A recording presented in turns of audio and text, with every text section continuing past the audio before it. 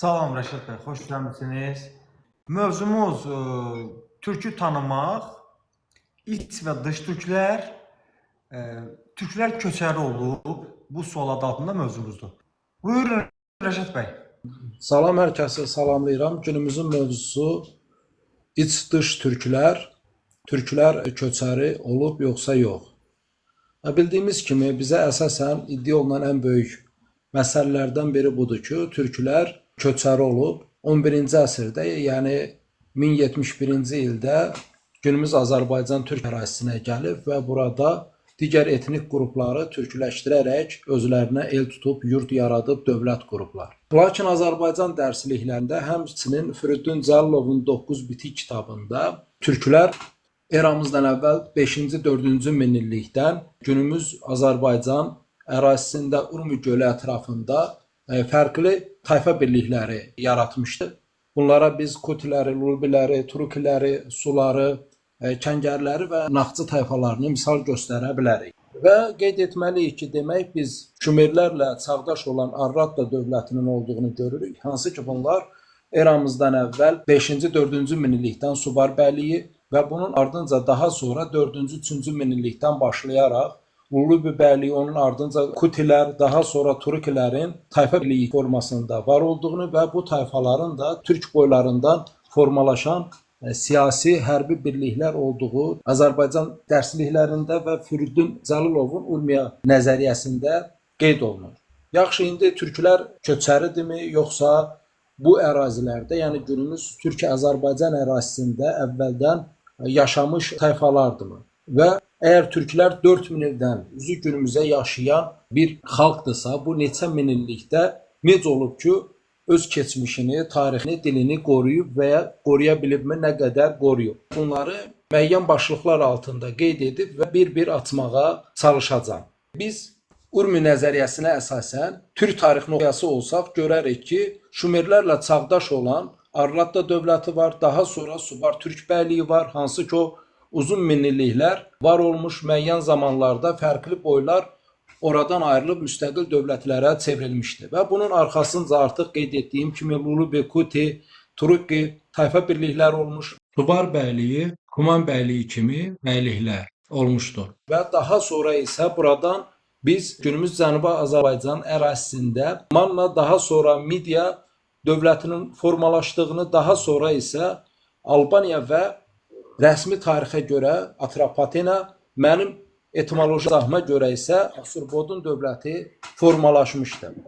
Və bununla yanaşı mən ön Şumerlərin, Asurların da türk boylarından formalaşdığını, daha sonra isə digər tayfalar tərəfindən zəbt olunduğunu qeyd edirəm. Və həmçinin biz Anadolu ərazisinə gələn Hurilərin və həmçinin Hattləri zəbt edən Hetlərin və Urartu dövlətinin və həmçinin Babillərin gəldiyini gördükdə bu mənzərəni açmaq lazımdır. Və qeyd etməliyik ki, demək biz ümumi eramızdan əvvəl 5-ci, 6-cı minilliyin coğrafiyasını gözümüzün qarşısına gətirəsi olsaq, Urmi nəzəriyyəsinə əsasən türklər mərkəzi Urmiya gölü ətrafında yaşamış Türk Boylar Federasiyasından, birliyindən formalaşmış bir xalqdır.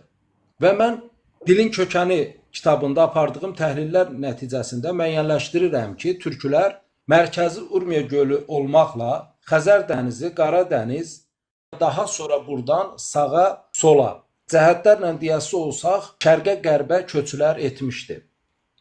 Biz həmin dövrə baxası olsaq, yəni eramızdan əvvəl 5-ci, 4-cü minilliyə baxası olsaq, artıq Şumerlər dönəmində daha sonra Akkatıların, yəni Proto-Hamisamilərin, Yahudilərin, Ərəblərin əcdadlarının Şumer ərazilərinə gəldiyini, burada məskunlaşdığını, daha sonra isə Akkatıların Şumerləri istila etdiyini, daha sonraki minillikdə isə Assur və Babil dövlətlərini qurduğunu görürük.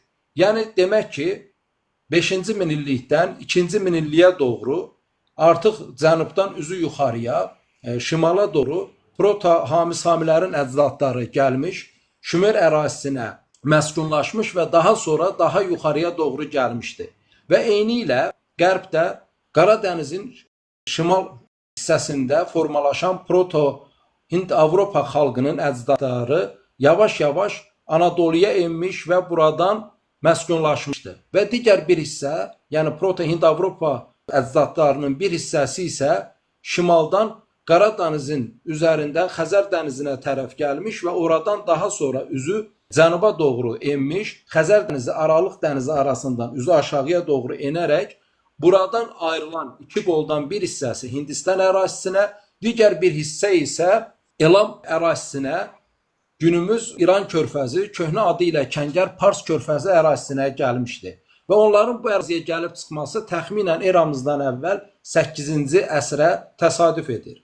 Və biz həmçinin rəsmi tarixin dediklərini qəbul edəsi olsaq, Hurilərin və həmçinin Urartuların da Qafqaz dilli xalqlar, daha dəqiq deyəsi olsaq, proto-çeçenlər ola biləcəyi ehtimalı üzərinə, demək ki, Qafqazdan da eramızdan əvvəl 3-cü, 2-ci minilliyə doğru Anadoluya Qafqaz dilli xalqların da gəldiyini görürük. 6-cı, 5-ci minillikdə türklər mərkəzi Urmiya gölü ətrafında olub, Xəzər dənizi, Ağdəniz, Qaradəniz, Qırmızı dəniz dairəsində yaşayan bir xalq idisə, daha sonra Proto-Hami Samilərin, Proto-Hind-Avropalıların və Proto-Çeçenlərin bu ərazilərə doğru gəlməsi ilə türklər Urmi gölü istiqamətində mərkəzə doğru sıxışmış və daha sonra zaman-zaman şərqə qərbə köçlər etmişdi.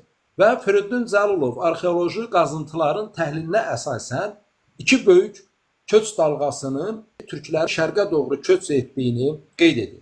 Bundan ilkinin eramızdan əvvəl 4-cü minillikdə baş verən köç, növbətisinin isə eramızdan əvvəl 2-ci minillikdə baş verən köç olduğunu göstərir Firidun Cəlilov öz Urmi nəzəriyyəsində.